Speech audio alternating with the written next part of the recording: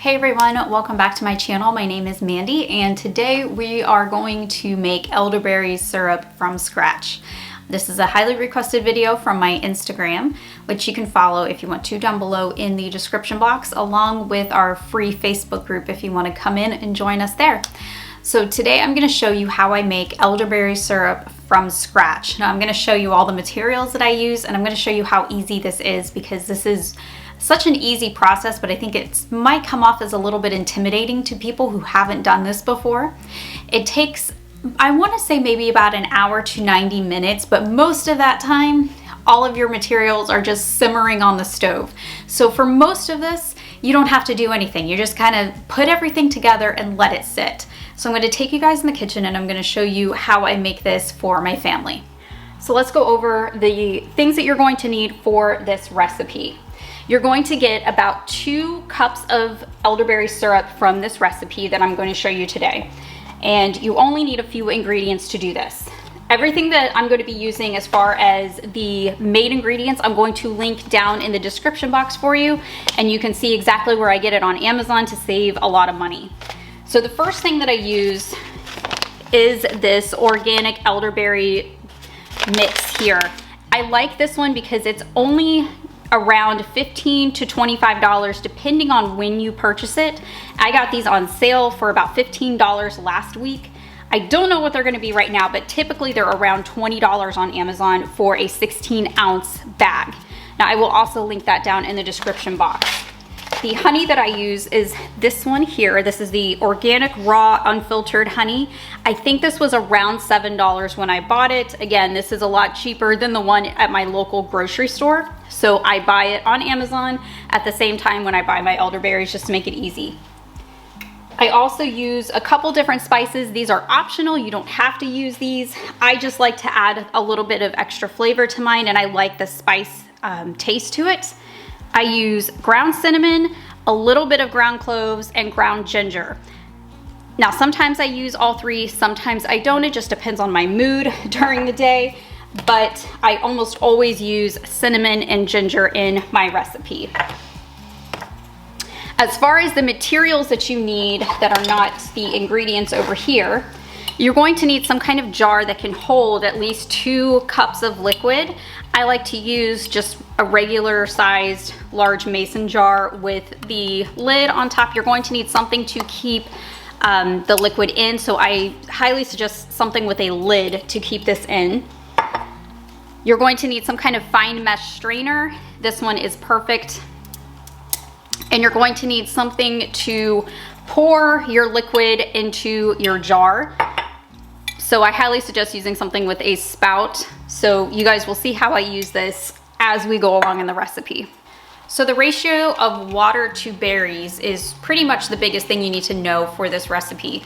So in my pot here on the stove, I have 3.5 cups of water, and I'm gonna put 2/3 cup of dried elderberries. Now, if you're using fresh elderberries, it's going to be a little bit different, and you might want to look that up on Google, but I use the dried stuff because it's a lot easier and it keeps in my pantry longer.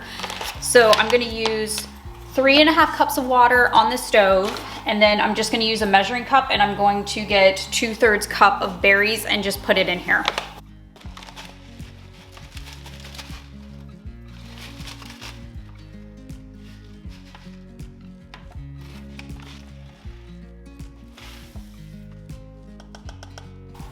So the next thing we're going to do is we're going to get the spices in here. And for me, that means the cinnamon and the ginger. Now, there's all kinds of spices that you can use, and you can use them to however, your taste preference or whatever you guys like. You don't have to add any spices in here, but I just like to add cinnamon and ginger because it does give it a little bit more flavor. The amount that you use is going to vary depending on each family.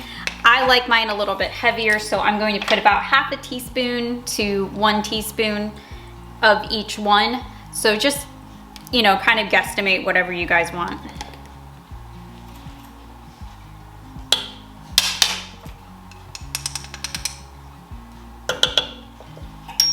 So after you've added your water, your berries, and your spices, you're just gonna turn your stove on and you're going to bring this to a boil. And then you're going to let it simmer for about 45 minutes on your stove. So bring it up to a boil and then turn the heat down, put a lid on it and let it simmer, let it do its thing, and just leave it for 45 minutes to an hour.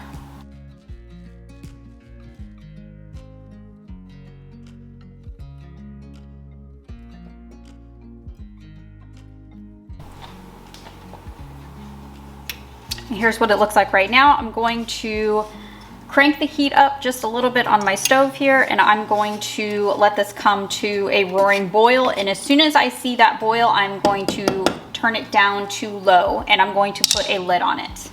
One more thing, if you want to make it smell like the holidays in your house, add a pinch of ground cloves or add in the whole cloves and it'll smell like Christmas in your house.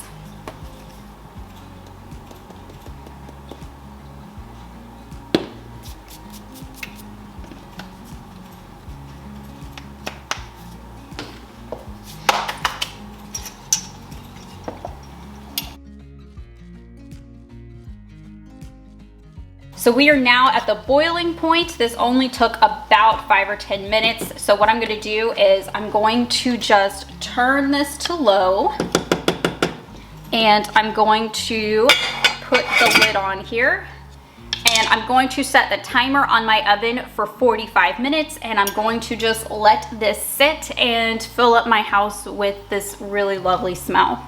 So it's been 45 minutes and now our berries have released most of the juice, and now we're going to take this and we are going to strain this into another bowl. So now I'm going to take this pot of berries here and I'm going to strain it through the colander, and all the juice is going to go down here and your berries are going to be on top. And then what I'm going to do is I'm going to take the back of a spoon and I'm going to lightly press on the berries to get out as much juice as possible to go into this mixture.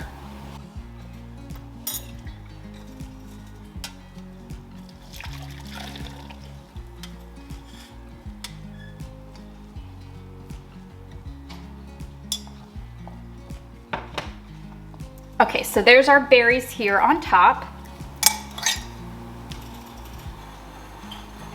And now I'm just going to kind of spread these around and then just lightly press with the back of my spoon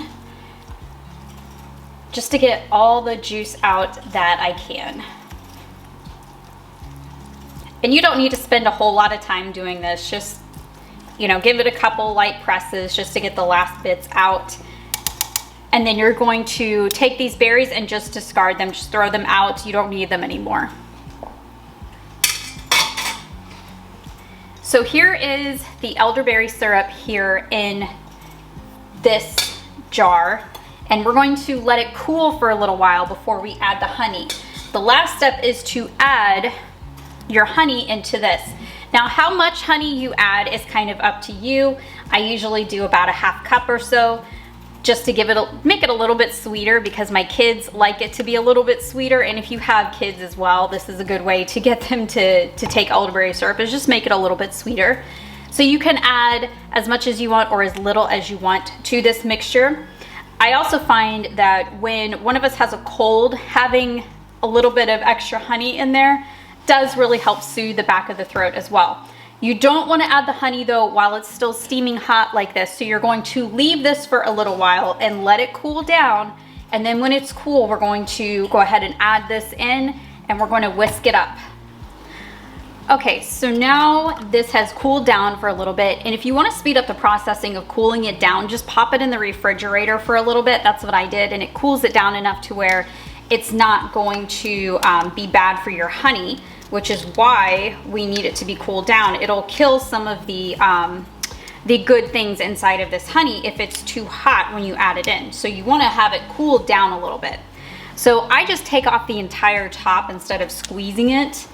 Now, most recipes will tell you for this amount to put in half a cup to a full cup. I would suggest going lighter on the honey first and testing it and see if you like it, and then kind of go from there if you want to add more or not. So I'm going to add in about 1/2 cup. And to make it easier to get this out, I sprayed the measuring cup with a little bit of nonstick spray, and then it just comes right out really easy. So I'm just gonna dump that in. And this is 1/2 cup. This is a full cup and I only filled it up to the halfway point here. Okay, now I'm just going to whisk it a little bit. And because this is still a little bit warm, it's going to dissolve really quickly in the elderberry syrup. And as this sits in the refrigerator, it seems really, really thin right now. But as this sits in your refrigerator, it's going to set and it's going to get a little bit thicker to be more like syrup. Okay. And now I'm just going to taste test this a little bit here. Okay, so I want to put a little bit more in there. I put a little bit more cinnamon in mine this time, so I think it needs a little bit more sweetening, especially because my kids are going to be using this. And sometimes kids are a little bit hard when it comes to things like this, and it's just easier if it is a little bit sweeter, and they'll take it a little bit easier.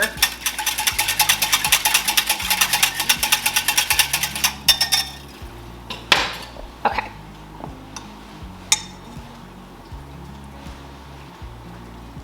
Okay, that's perfect. Okay, so now what we're gonna do is we're just going to transfer it over to this jar. And then we are all done. All right, so I'm taking the top off, and this is why I recommend having something with a spout here, because it makes this so much easier.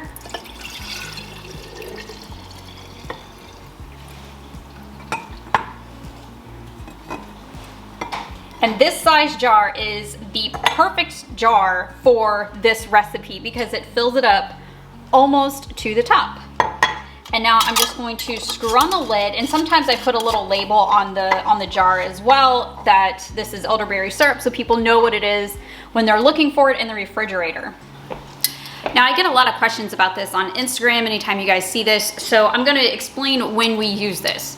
Typically every morning I get out little cups and I put in about a spoonful of this for each member of my family, and we all have a little bit of it every single day. Now one of these jars for 4 of us will typically last maybe 2 months, and I wouldn't keep it in your refrigerator longer than that. Of course, if it starts to look weird, smell funny, dump it, get rid of it, and then just make a new batch, a fresh batch. So this will keep in your refrigerator for several weeks, and we go through several of these jars every single winter, although I am known to make this year round just because it has so many vitamins and good things for your body. This has helped keep me and my family pretty healthy during those cold and flu seasons. So this is one of those things that I just swear by. Take it for what it's worth.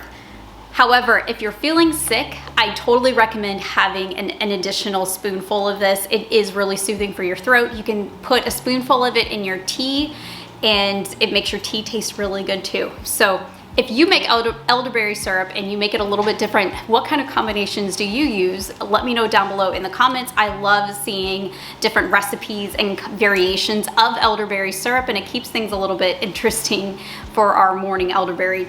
So let me know down below. I hope you guys have a great rest of your day, and I will see you in the next video.